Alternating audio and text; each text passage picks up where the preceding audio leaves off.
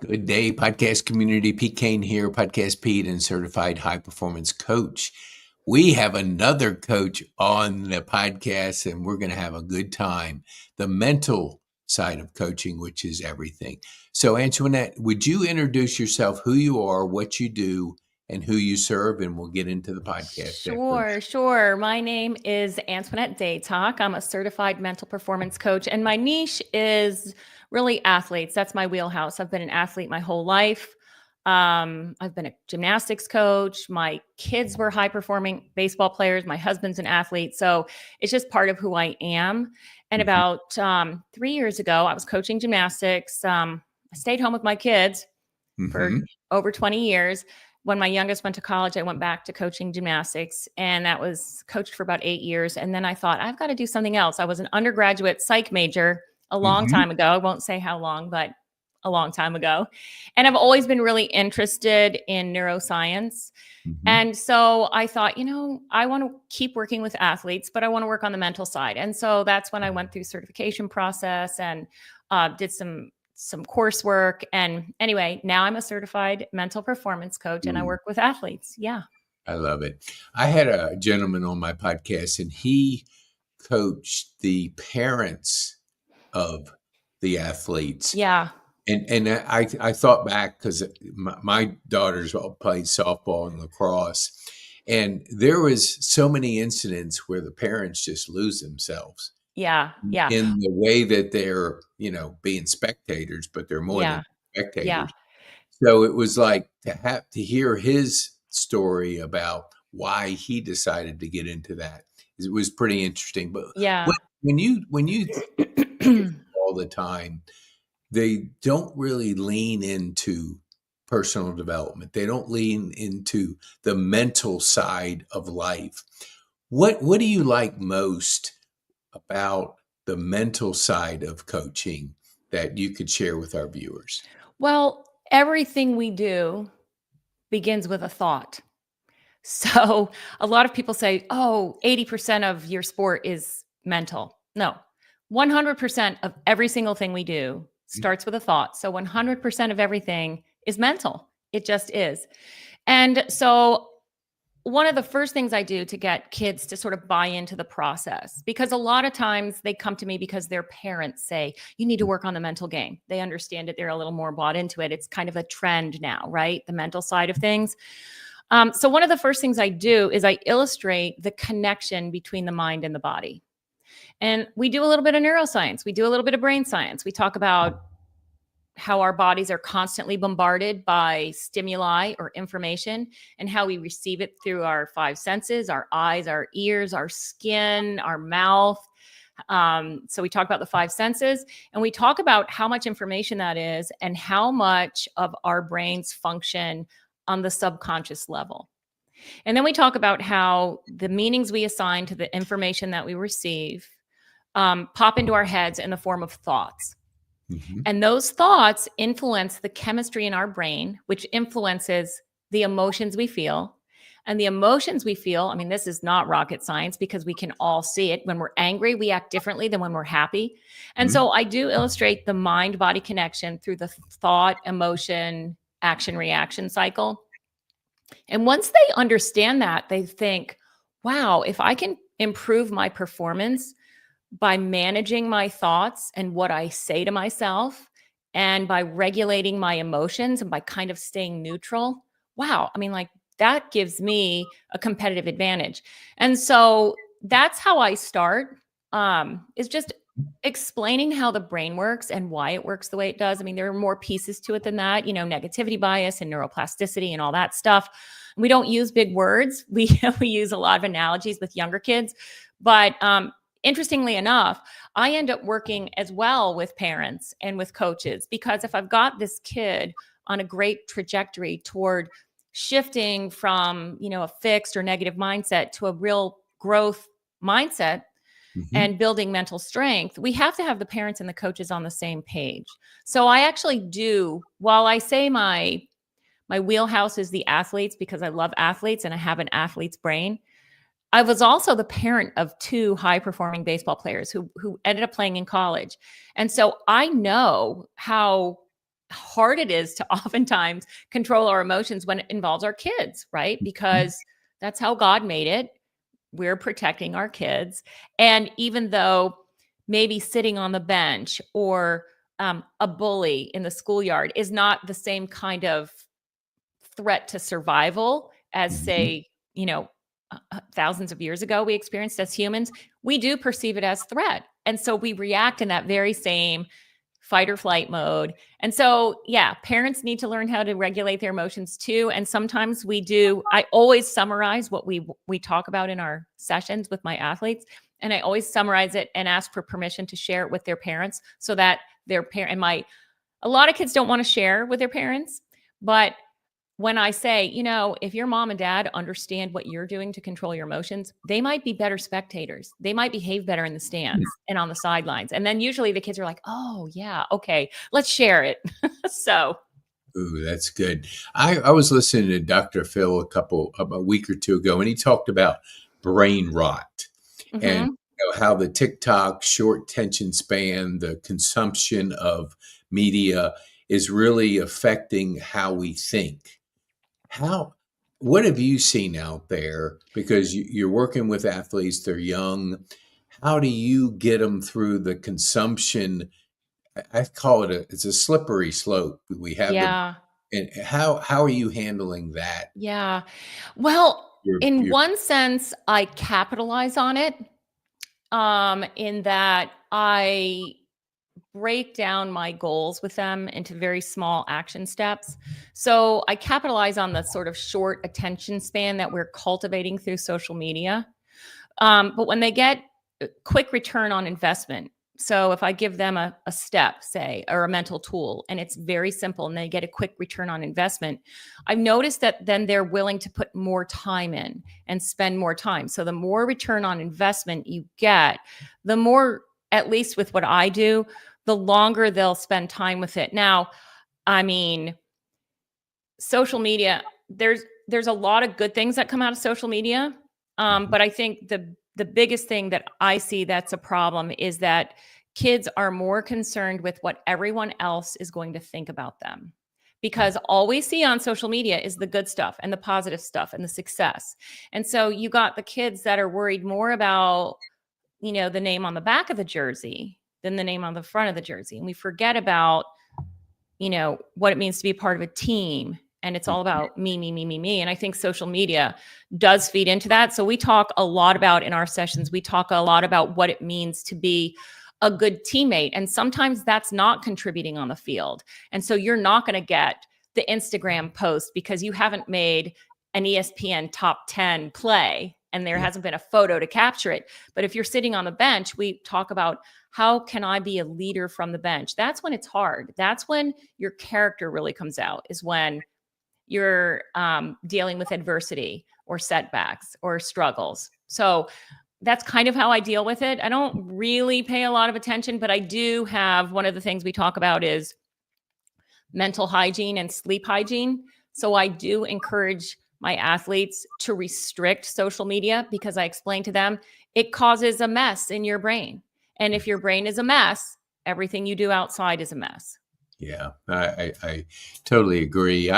I cut out. I used to be in social media marketing, and so Mhm. I understood it. And when I had to make some changes to rewire the brain, I cut it out.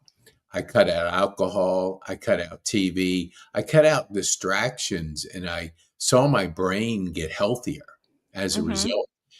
Tell us about, we talked very briefly before the show about getting up early. What's your morning routine look like for our Yeah. viewers to kind of Okay, understand? well, I'm going to say this. I'm going to say this. I am not perfect, and so as much as I try to do this every day, doesn't always work. But then when it doesn't work, one of the things I do is take a look at why. So I always have sort of a time tracker assessment going on in my brain. But my good mornings, my perfect mornings, I usually wake up around 5, stretch. I have some prayer time or meditative time, whatever that's kind of that sets my brain on a good path. And I practice a little bit of gratitude. I usually practice a 4-minute mental workout that I actually give to my kids, which involves breath work and practicing gratitude, encouraging self-talk. And then I set an intention for the first half of the morning. And so usually by 5:30 or 6, I'm in my office, which is where I am right now, at my desk. I work from home, so it's really nice. And I just look at my intentions, my to-do list, and I have a weekly to-do list and I have a daily to-do list. And so one of the reasons why I write things down is because I try to free up my mental resources for creative work. And if I'm constantly trying to remember what I have to do, then that usurps a lot of my mental energy. And I have found through my time tracker that I am really the most productive in the morning. I'm juggling a lot of things as well. My husband and I are competitive ballroom dancers. So I need to get usually coaching in and practice in during the day. We try to practice about 5 days a week.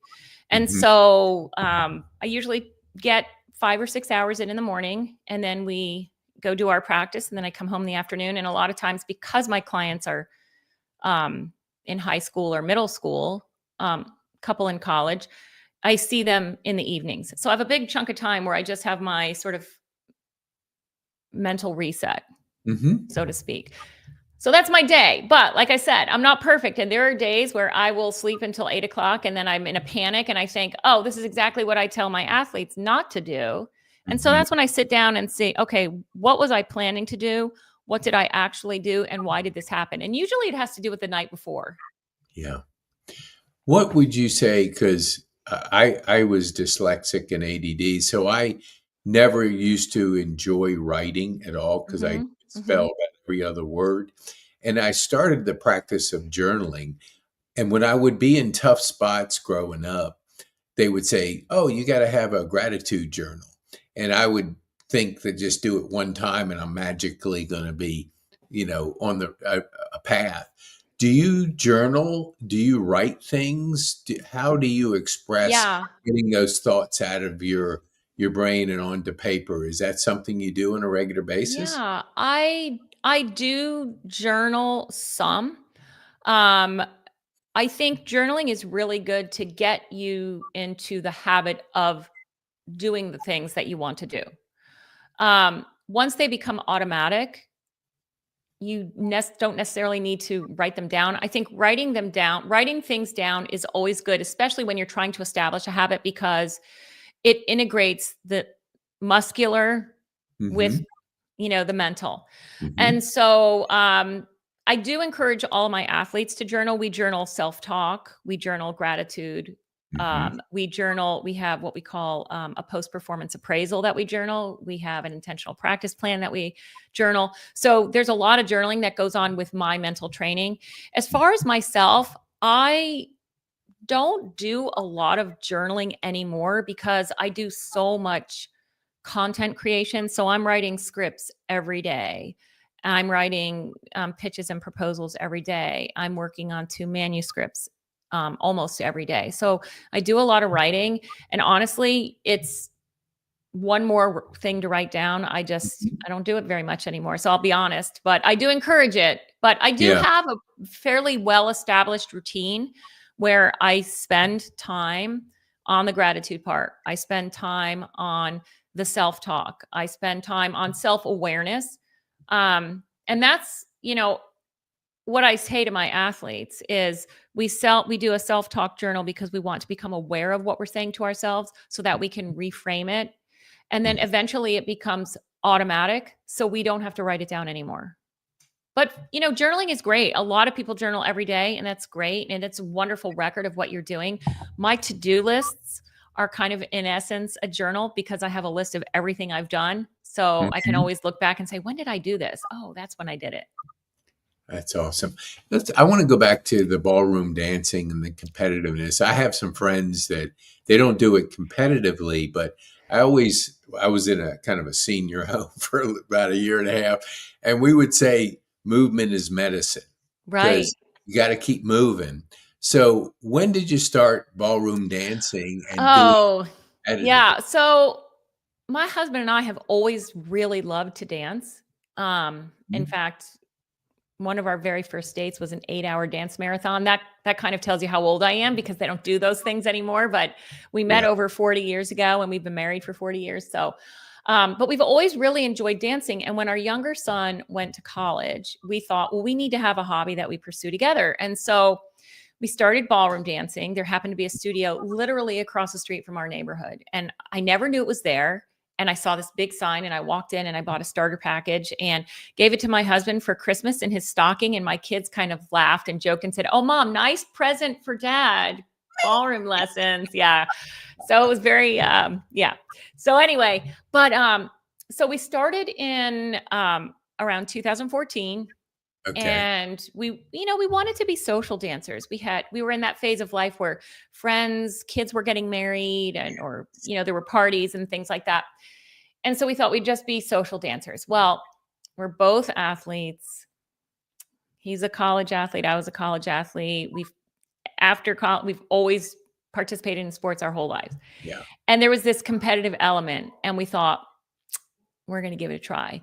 And we've been competing together since 2015 and we kind of never looked back. Wow. It's been all consuming. So Yeah, 5 days a week is not yeah. casual. I mean, No, that's but it's really good for you. There's so many Mhm, benefits to it. It's really fun to have a hobby that you pursue with your spouse or, mhm. your significant other. So that's really fun and also challenging Yeah. because we're both competitive and we want to get better. And so sometimes we have different ideas about how to approach that. But it's Mhm. really good for you because it forces you to sort of confront the things that don't work off the dance floor. And when you're on the dance floor and when you're practicing, they get bigger. So it forces you to learn how to work through those kinds of things. So it's really good, I think, for relationships. The second thing is it is the only activity or sport that has been demonstrated to improve cognition on the aging brain. Really? So it improve yeah, people with Parkinson's, people with Alzheimer's see improvement in their cognitive function when they dance. And why? Because we're integrating physical movement with Mhm. a lot of challenging mental functioning. When you're dancing, you're constantly listening to music, so you're processing that, and Okay. you're also making decisions all the time. Where am I gonna step? How am I gonna step? What am I gonna do? And so you're constantly using your brain and your body at the same time, and it does create new neural pathways. There's lots of studies on how ballroom dancing or partner dancing in general um, really improves cognitive function. Yeah, just for our viewers, I want to just kind of go a little bit more on that. I go to PT and OT twice a week for 2 hours each time. Uh-huh. There's a lot of people that are there for Parkinson, and the Right. music and the movement is definitely they want certain tunes on, and they like that music, and it's very help. I've heard it numerous times, and like you just shared with our viewers, that yeah, there's that using that different part of your brain and being able to, get in that flow because you're thinking and you Right. can't the brain is such a complex organ or Right. muscle that those neuropaths always have to be either form new ones. I'm trying to form new ones. So Right. I'm aware of it more than most. And Yeah. I never, when I was a social drinker, I played golf and, I would always love a beer with the guys after playing. And when I started studying the alcohol to the brain, I said, you know what? All the things I did in my life that were kind of not so smart, they have Mhm. one thing in common, alcohol. And I said, I think I got to address that because I'm trying to form these new pathways. And I discovered a whole different world of clarity. And I even went down to Shepherd about a year and a half later, and they gave me a cognitive test. I flunked English in high school, two failed attempts at Virginia Tech. So I wasn't a scholar and it wasn't my path. I probably never got an A in my life. And so I'm taking this test, and it's about 30 minutes, and he's just running through it. And he gets to the end, and he looks at me, and he gives me kind of a confused stare. He said, "Have you ever taken this test before?" And I said, "No. Why do you ask?" He said, "You didn't miss one question." Oh, wow. What? I've never gotten an A in my life, but I saw the benefits of my focus and my cognitive ability when he says, "I do this test every day. Nobody's ever gotten them all right." Wow, that's interesting. Yeah, and so I was like, it opened up a whole world of rewiring the brain and Mhm. being aware. I even eat certain things because of the brain food, blueberries, walnuts, sand, Right. all the things that really feed the brain. What would you say? Like, I want to go back to your self talk when you were talking about your athletes. I talk Okay. to myself every single day. We I don't all do. It's constant. know. There is a constant dialogue going on in our brains, but Yes. it's some of it we're aware of and some of it we're not. So, like, Yes. I would say something like 97% of all brain function is at the subconscious level. It has to be. Otherwise, we'd be exhausted, right? Yeah. So tell our viewers your self-talk routine. Like, what are you like? How can they kind of move to more self-talk? Because you're working with athletes, you're Mhm. actually having to, work on yourself. So Mhm. you're doing things like self-talk. So tell our viewers that maybe not familiar with the benefits of it. What are you doing personally in that area? Well, the the first thing that I do when I work with an athlete, someone who comes to me, is like I said, we talk about the mind body connection and we talk about what thoughts really are, and they're the meanings we assign to everything going on around us and Hmm. inside us. And so when we realize that about 97% of what's happening, of what is processing in the thoughts that we're having, the dialogue we're having is on the subconscious level. We're not even aware we're having it. It's really hard to change your mindset or change the filter through which you see the world, right? If you're not even aware. So the first thing I do is say we're going to practice self-awareness. And how do we do that? Because sometimes we don't know what we're thinking, but we always feel. And Hmm. so what we do is we start to identify feelings. If I feel anxious, I'll stop. My step is take a deep breath, a big belly breath, because that immediately calms your brain. There's scientific evidence that deep breathing or controlling the depth and length of your breaths and the spacing between changes the chemistry in your brain, right? It stops the cortisol production. And then I think, well, let's work backwards. And I say, curiosity is really important. So if I'm feeling anxious, I'll stop and take a deep breath and say, why am I feeling anxious? What is the thought that has triggered this Hmm. emotion?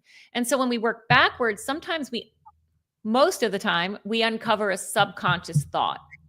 And a lot of times I'm worried about something that is not even part of what I'm doing in that moment, but it's something that might be happening down the line. And so that's how we start identifying what we're thinking about. Sometimes it's obvious. Sometimes we have a bad thought, and I'll just say, deep breath. Now, how can I reframe that? And a big part of reframing is not assigning judgment and not assigning a belief that may or may not be true, but focusing on objective facts. For example, I'll give you a sports example. Hmm.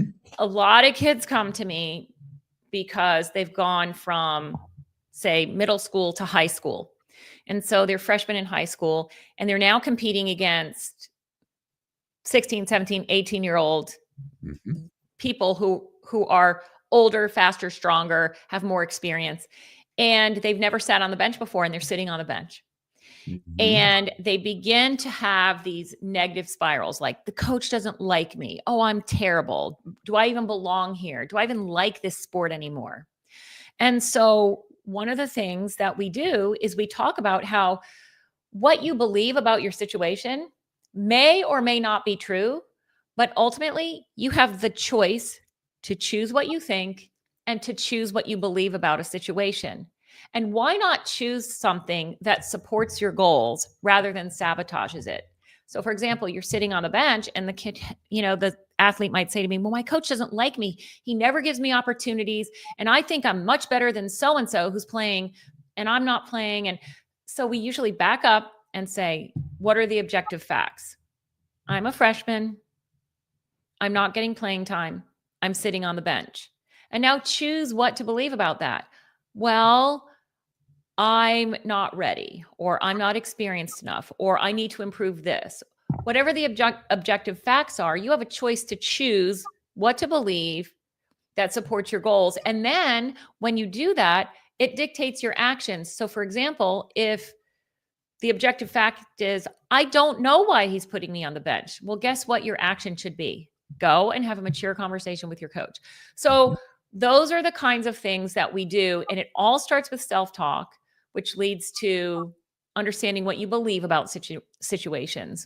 Mm-hmm. So that's awesome. What would you say, like, when it comes to books? I heard a person say, like, the books are what you let into your mind, and the journal is what you get out of your mind. So, if you have that flow, and, we have information doubling, AI coming on, all this influx of information our brain can't handle, like it blocks out certain stuff. What do you like to read, and would you recommend a book or two to our audience you found Yeah. helpful? One of my absolute, if you're going to read one book, I would say read James Clear's Atomic Habits. Mm-hmm. Unbelievable book. He does a really good job of explaining the process of habit creation and provides action steps. And it's such a fascinating book. I actually recommend it all the time. The other book, if you're going to read two books, I would say Grit Factor by Angela Duckworth. Okay. And it's a really fascinating book. And it's a really great book for athletes because everybody wants to be gritty, right? Mm-hmm. And without giving away too much, Angela Duckworth is a PhD in clinical applied positive psychology. And she was trained under Martin Seligman, who is the guru of applied positive psychology. He also wrote some great books, Flow and Learned Optimism. Love that book, Learned Optimism. I learned about Martin Seligman 40 years ago when I was in college studying psychology. And one of the most fascinating, to this day, one of the most fascinating theories I ever learned about in my psychology courses was Martin Seligman's theory on learned helplessness. And I remember thinking back then as like an 18 or 19-year-old girl, if you can learn to be helpless, why can't you learn to be productive? Why can't you teach yourself to be optimistic instead of hopeless? Helplessness comes from hopelessness. Productivity and success comes from optimism and hopefulness. And interestingly enough, when I got back into my period of discernment about what I was going to do after coaching, I found this book by Martin Seligman, Learned Optimism. And I thought, oh my gosh, I'm a genius. I thought about this 40 years ago. But, that was the trajectory that it came from. But anyway, Angela Duckworth was trained under Martin Seligman. She's also at University of Pennsylvania, I believe still. I'm not sure. But she did a whole bunch of research studies and tried to explain what it is that makes gritty people gritty. And when I say gritty people, titans of business, high-performing athletes, just people who no matter what happens, how many times you knock them down, they're going to get up. And so she identifies the 5 personality traits. And that's a big part of the work that I do with athletes because it's about passion. It's about perseverance. It's about resilience. It's about courage and clarity. It's just about all the things that make you a mentally strong person. So grit and mental strength in my book are probably more important than motivation because motivation comes and goes, but discipline and mental discipline and mental strength is always there. It becomes who you are. So those are the 2 books I would say. I love them. I totally agree with that. And I was always in the remedial reading class growing up. So I didn't really lean into reading until probably the last couple years. and my partner's has an AI agency, and he kept Mhm. like saying, "Pete, how are you using AI?" I said, "I don't have time for that stuff." This was 3 years ago, and he kept after me. And then I put a course together, and it was mindset, goals, and habits. And I said, "Give me the framework," and I prompted it. And in literally a minute, I had the framework of a course, and then I just, of course, did the audio and put it together. But it literally floored me. It would Yeah. have taken me 6 months to do it. So I now take reading a book. Mhm. I'll do the AI summary. I'll listen to it. I'll read it, and then I'll take some related videos and stuff. And then when I get the book, I speed read. I mean, Yeah. it's like I move so fast. I read a book a week Yeah. almost. And Yeah. I would read a book a year because I Yeah. never really enjoyed doing it because I read it and what the heck did I read? And I just Yeah. didn't comprehend it like And I I do. think I think that's a good use of AI. I am gonna play devil's advocate. Yeah, I'm I one of want those people who hates to see the movie before I read the book because then I have the picture of what the producer and the director and the screenwriter mhm, had for the story, and it's hard for me to create my own. yeah, And the same thing with AI. I've had people say, "Oh, you can get the summary," but then I've done that a few times, maybe twice, and then I go to read the book, and I'm like, "Well, it's hard for me to draw my own conclusions when someone's sort of planted this preconceived notion in my head." And I yeah, guess because I do read a lot, I love to read, and also because I like to write as well. I don't know, I'm like I have mixed feelings about AI. Now, I yeah, have tried to like I'll write a script or I'll write an article and I'll plop it into AI and say, "Please proofread." Well, I don't let sometimes, when I say proofread, I mean spelling errors, punctuation errors. Like I like the way I write it.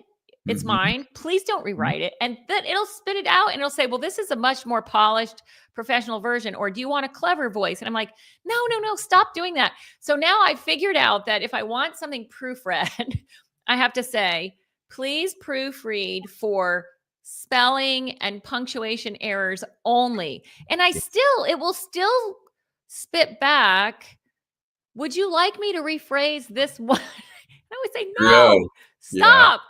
yeah, So I have mixed feelings, but I have actually so I have a corporate client that I work with. It's mhm, a sports performance center here in the Atlanta area, and I trained the trainers because, my premise is you can't serve others if you're not caring for yourself. It's like when you're yep, on an airplane and the flight attendant says, "We're gonna hit some rough patches. yep, The oxygen masks may fall down from the ceiling. Put the oxygen mask on yourself before you help someone else," right? So it's yeah, kind of that. You have to tough, breathe before you help somebody else breathe. mhm, So I work with these trainers. They're speed, agility, strength trainers. And you know, I write workshops for them. We meet once a month, and it's like a staff kind of they do it as their staff meeting once a month. And I will write the course and I write it for myself and I have facilitator notes and I know what I'm going to do, but I like for them to follow along, but I don't want to give them like a 9-page.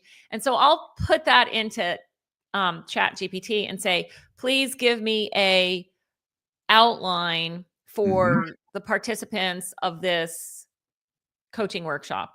And it yeah, does a pretty good job. I usually mm, have to tweak it because what AI thinks is important oftentimes isn't what I think is important.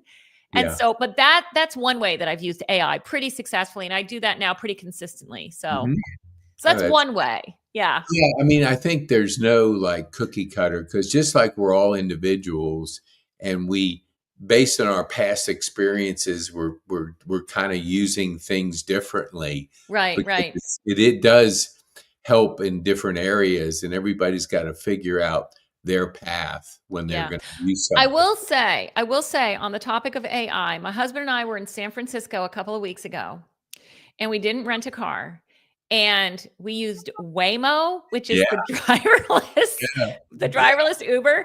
It was amazing. I Yeah. mean, really amazing. So at first I was a little nervous about getting in that car. So we watched them around town a little bit, and then we got it. The funny thing is when we got our first one, so it's on an app and it tells you, okay, walk 40 steps this way. And then it said, walk 80 steps this way. So we were literally pacing up and down the sidewalk because it kept telling us where the car was going to pull up. And Yeah. my husband said, this is crazy. And then the car finally came. So subsequent times we realized, okay, we're just going to stand right here. The car is going to find us. But it was funny. We were following the app, walking up and down, and felt like idiots. But it was a really interesting experience. They do have them here in Atlanta, but only in Midtown, I think. Yeah, yeah. I actually was looking it up yesterday. I'm flying to DC for a wedding, and I have a friend that sometimes I'll tell him, "Hey, you want to hang out?" And I'll buy him lunch, and he'll take me to the airport. But I just knew that they were in Atlanta, but I didn't know where. And Yeah. so I did search it. I downloaded the app. If I never drive another mile in the car, I'll never miss it. So I'm Yeah. looking forward to the self-driving. And a friend of mine has 3 Teslas, and he rents them out through Uh-huh. Turo. And so I've been in the car, and the first time I was in, he's talking to me, like looking at like me. I said, Oh, he "Don't has you?" driver assist. He's using Oh driver yeah, assist. yeah. And Yeah. I'm saying, "Keep your eyes on the wheel or on the road." And he goes, "I know what I'm doing, kind of, sort of." But I got it kind of used to not being totally focused. So I love the self-driving. And Yeah. yeah, Waymo didn't come out to Ackworth, so it said, just use Uber. I guess they have some kind of agreement. Yeah. Yeah, I've never been in a Waymo, but I've heard about them, and Very it's interesting. We got in the car. My husband, his name is Pat. My husband called for the car and we got in and it said, "Hello, Patrick." And I was like, wow, that's a sexy AI voice right creepy there. when you first, I mean, the first experience.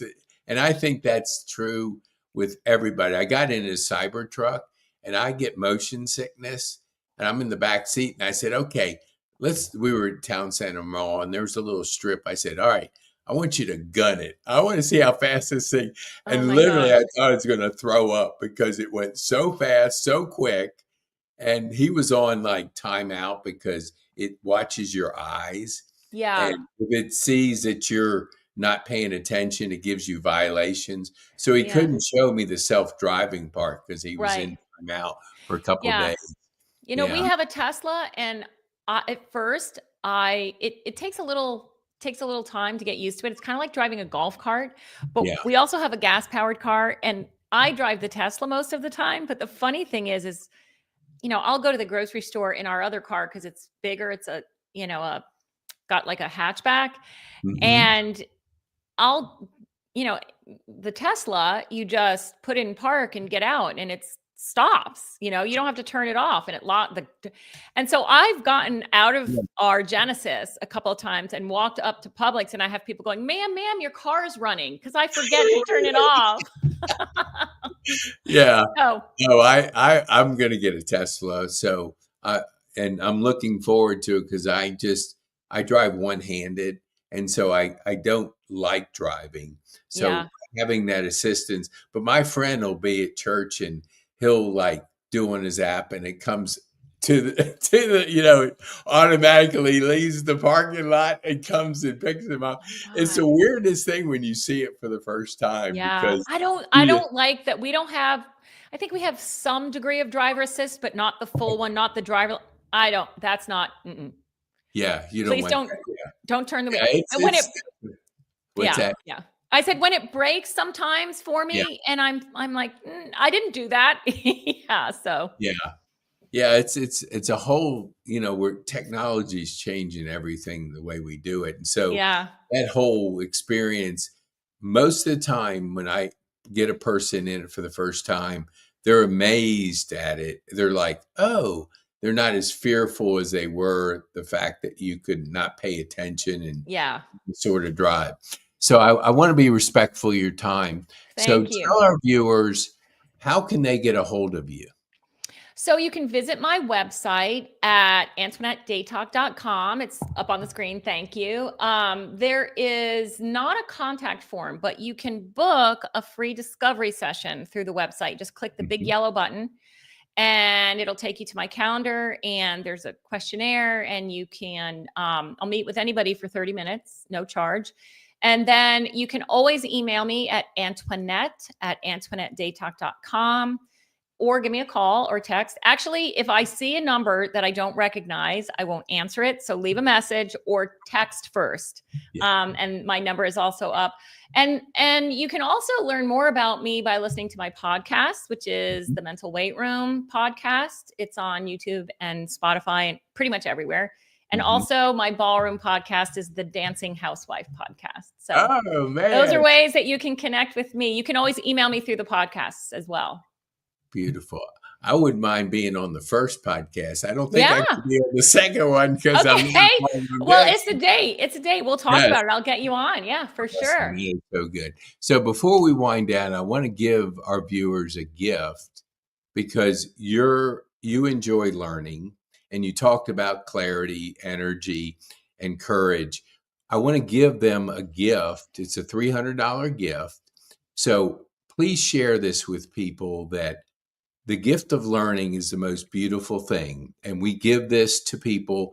We actually want them to get clear on their future and have that energy to be a ballroom dancer and to be able to keep moving. Because if you don't keep moving, you're not going to be around long, because we have to keep moving. So if you just go to, and I'll put it up on the screen I'm going to ask you for your final comment. So, right? Sure. Okay. So go to PeteKane.me/connect and use the word gift. That'll waive the $300 value, and you can start the course and be introduced to learning if you haven't experienced it. It's a beautiful path. So, Antoinette, what would you say? Let me take this off for a second and we'll get back to what would be the one thing that you would want our viewers to take home from our time on the podcast? That's a great question, because one of the things that I tell my athletes all the time is that the work you do on your mindset, the work you do to build mental strength, to acquire tools to help you perform at your best, isn't just about performance in sports. It transcends everything: school, someday your job, your relationships. But most of all, when you have the proper mindset, it really helps you to become happy and personally fulfilled. And so I think that's the message, that working on your mindset isn't just about performance, but it's about happiness, personal fulfillment. Because, we have it backwards. It's not, if I'm successful, I'm going to be happy. No, it's, if I'm happy, I will feel successful. So that's my last comment. I'm going to use a baseball analogy because we're still. Oh, good. I work with a lot of baseball players. Well, that was a grand slam home run. Thank you. Thank you so much for sharing that with our viewers. And I appreciate you being a guest so early on the podcast. I've been up for 3 hours, so. Yes, I love it. All right, Antoinette, thank you so much for being a guest on the